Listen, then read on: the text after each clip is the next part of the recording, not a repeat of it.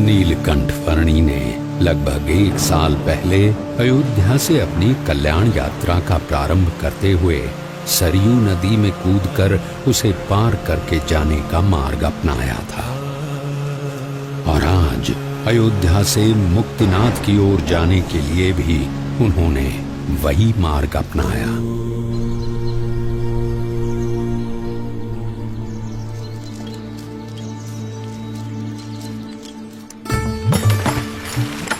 सरयू नदी को पार करके मुक्तिनाथ की ओर बढ़ चले नीलकंठ वर्णी हरैया गांव में आए।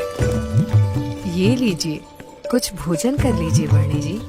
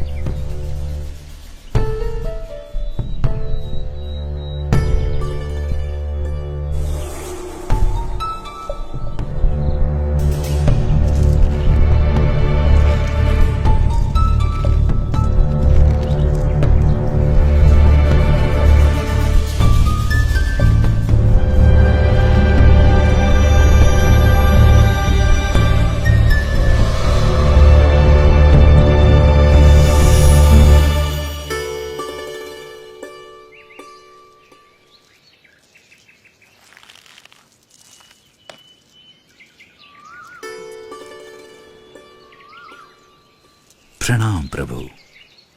बड़ी दिव्य और असाधारण प्रतिभा है आपकी।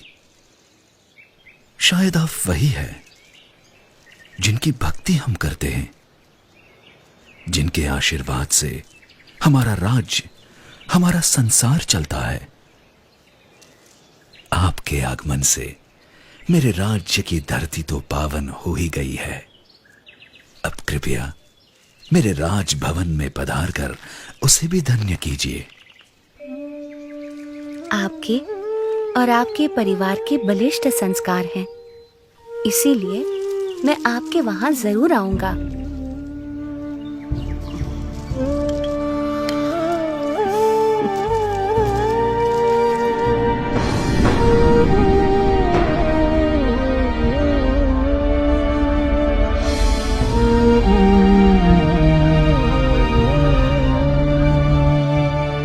नीलकंठ वर्णी वंशीपुर गांव आ पहुंचे। कोई कहियो रे प्रभु आवन की, कोई कहियो प्रभु आवन की, मन भावन की, प्रभु आवन की, मन भावन की, कोई कहियो रे प्रभु आवन की, कोई कहियो आपन आवे लिख नहीं भेजे, मान परी ललचावन की, आपन आवे लिख नहीं भेजे, बान परी ललचावन की, ये दो नैना कहो नहीं माने, ये दो नैना कहो नहीं माने, नदियाँ बहे जैसे सावन की, नदियाँ बहे जैसे सावन की, कोई कहियो। ये महाराज पैदल चलकर क्यों आ रहे हैं? हाँ, और घोड़े के ऊपर कौन बैठा है? देखूं तो महाराज पैदल, अवश्य ही कोई विशिष्ट अतिथि होंगे।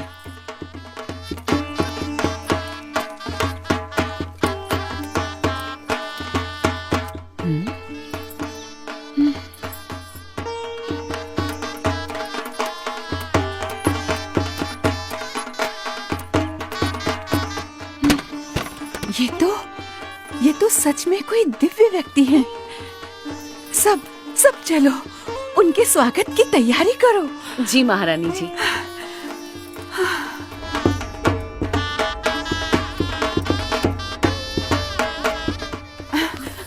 और सुनो, राजकुमारी ईला और सुशीला को भी बुला लो।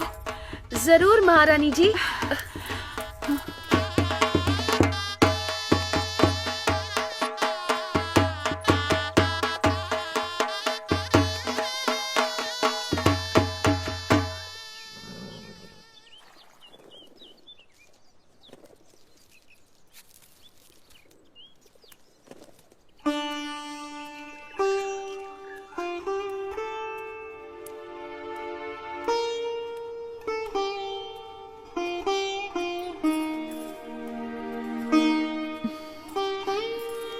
प्रणाम।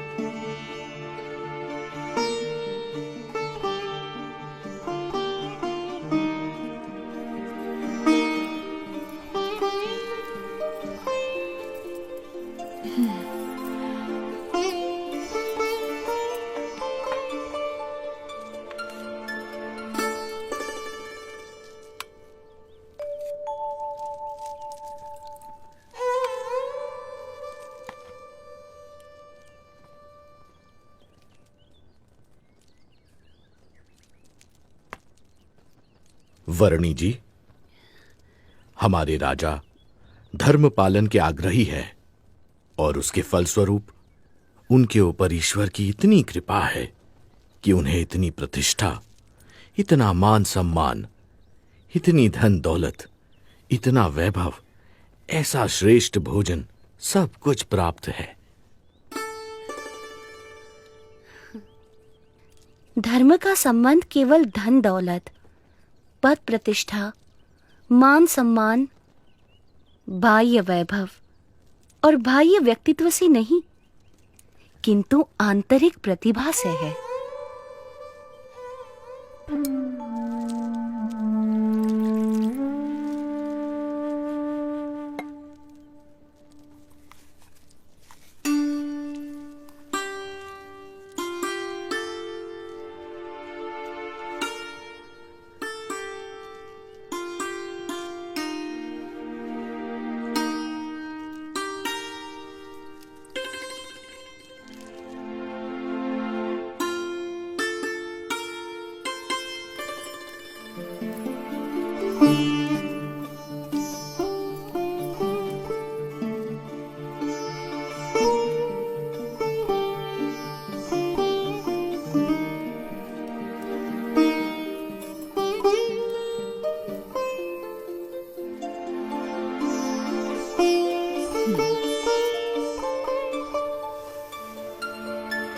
प्रभु, हमारा कोई पुत्र नहीं है। उस बात से मैं चिंतित रहती थी, पर अब आपके आने से मेरे पुत्र की कमी पूरी हो गई। अब आप यहीं रुक जाइए। आपके पूर्व जन्मों के संस्कार हैं और आपका भक्ति भाव भी है, इसीलिए मैं यहाँ आया हूँ। और आपकी तरह और कई मुमुक्षुओं को भी मुझे मिलना है।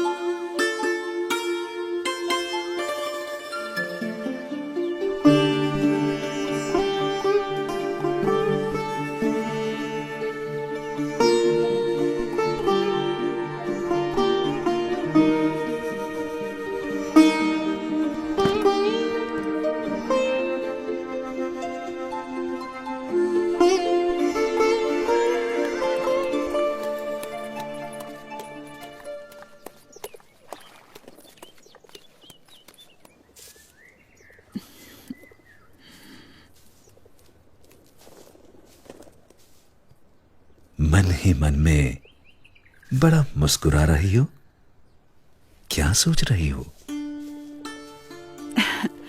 सोच रही हूँ नीलकंठ वर्णी कितने महान व्यक्ति हैं, सरल जीवन और उच्च विचार।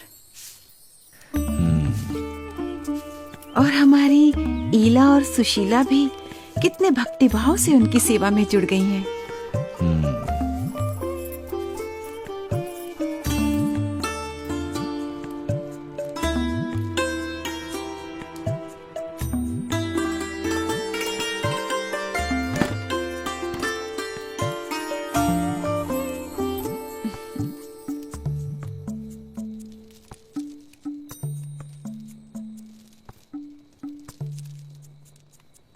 नीलकंठ वर्णी, कई दिनों से आप हमारे साथ हमारे स्वजन की तरह ही बस रहे हैं।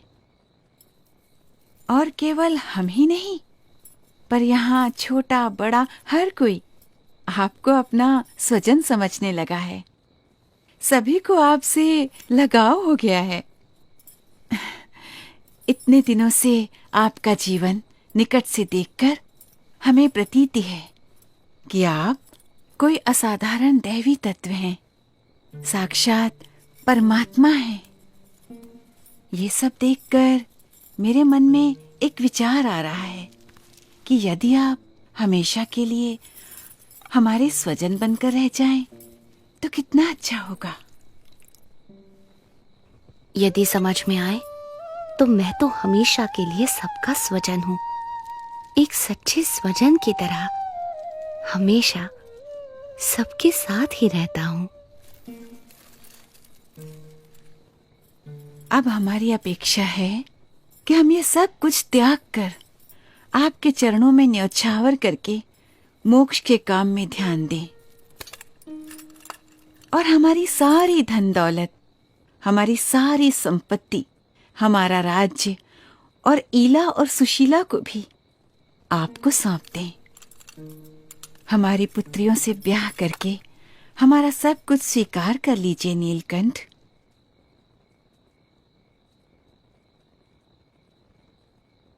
आप तो साक्षात परमात्मा हैं। आपसे अच्छा पति हमारी पुत्रियों को कहाँ मिलेगा? माते, जो सबका स्वजन है उसे केवल अपना बना लेना चाहती हैं। मैं आप सबको सारे बंधनों से मुक्त करना चाहता हूं, और अब मुझे ही ये सब बंधनों में बांधना चाहती हैं? बेटा, अभी जवानी फूटी नहीं है, इसलिए ऐसी बातें कर रहे हो। पर जब जवान हो जाओगे तब स्त्री सुख के बिना रह नहीं पाओगे।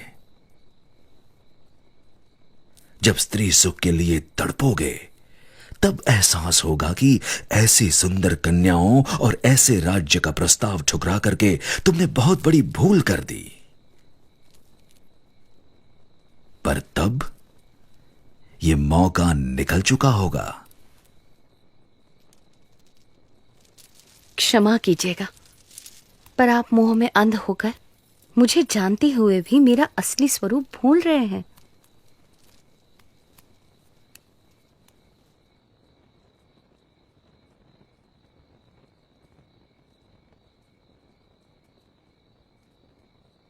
यही तो माया का प्रभाव है कि जो परमात्मा की उपस्थिति में भी आपको परमात्मा का सुख लेने नहीं देता है, और ऊपर से साक्षात परमात्मा में भी माया का भाव लाकर रख देता है।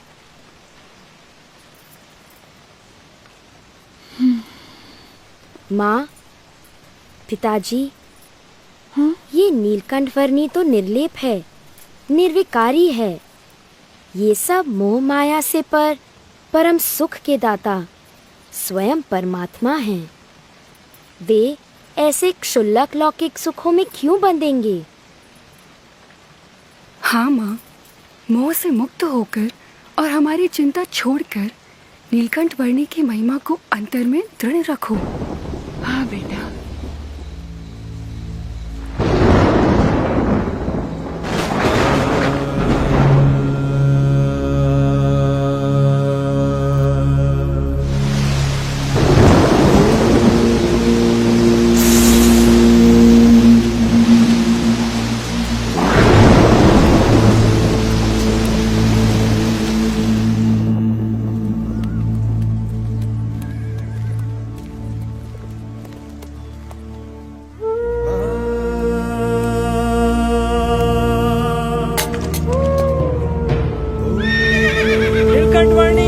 आप कहाँ हो? नीलकंठवर्णी, नीलकंठवर्णी, नीलकंठवर्णी, नीलकंठवर्णी, कहाँ हो आप?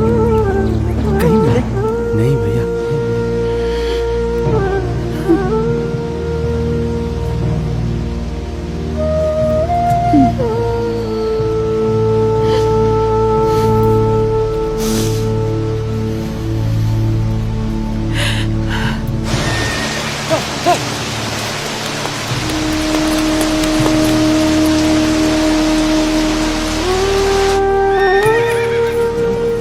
क्या हुआ? नीलकंठ वर्णी मिले? सुबह से लेकर अब तक हमने नीलकंठ वर्णी को हर दिशा में ढूंढा, पर वो कहीं नहीं मिले।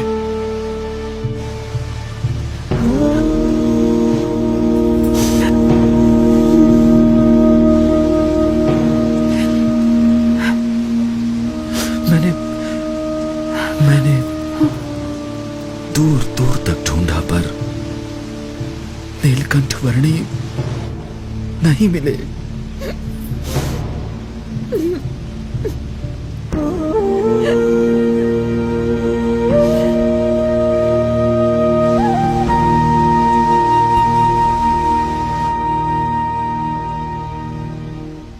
माँ, वे चले तो गए हैं, पर हमें सच्ची समझ देकर गए हैं, हमारा कल्याण करके गए हैं। उन्होंने कहा था ना कि उन्हें तो अभी अनेक मनुष्यों का कल्याण करना है। वे कहते थे ना कि यदि समझ में आए तो एक सच्चे स्वजन की तरह वे हमेशा सबके साथ ही रहते हैं। वैसे ही वे हमेशा हमारे साथ रहेंगे। हाँ बेटा।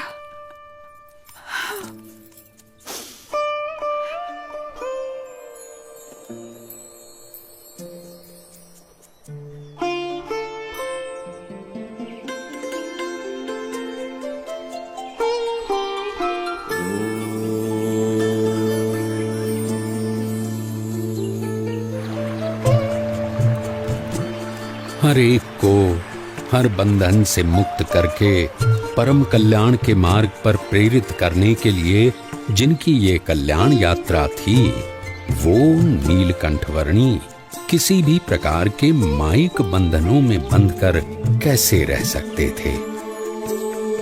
अपनी कल्याण यात्रा को अविरत रखते हुए नीलकंठवर्णी बढ़ चले वंशीपुर से मुक्तिनाथ की ओर।